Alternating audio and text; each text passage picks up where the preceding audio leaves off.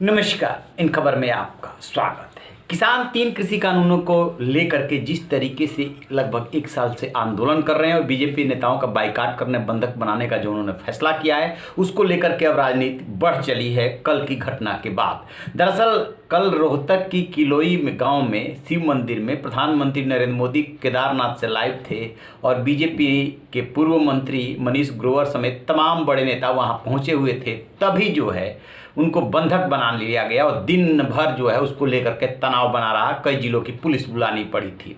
इसको लेकर के बीजेपी के नेता खासे नाराज हैं। वहीं से एमपी हैं अरविंद शर्मा, वो जो है क्या कह रहे हैं जरा ये सुन लीजिए। पार्टी और दीपेंद्र हुड्डा के मनीष ग्रोवर की तरफ अगर कोई आंख उठेगी उसकी आंख निकालने के हाथ उठाए तो उसके हाथ को काट लेंगे। इसको कोई छोड़ेंगे नहीं। ये छटपटा रहे हैं।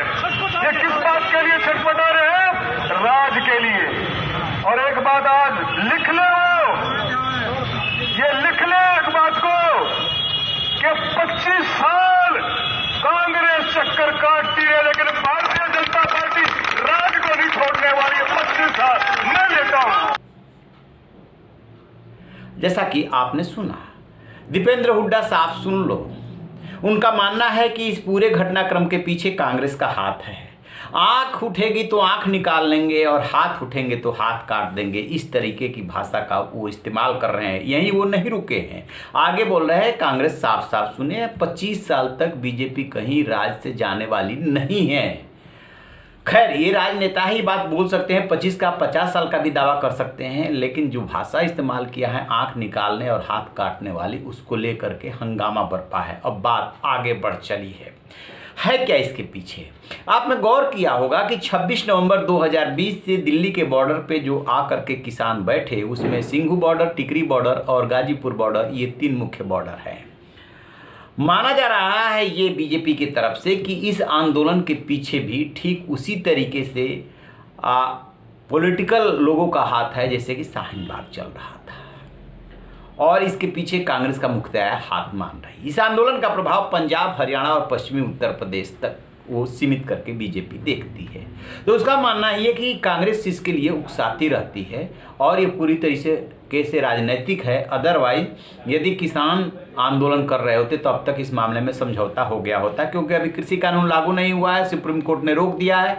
फिर आंदोलन किस बात का?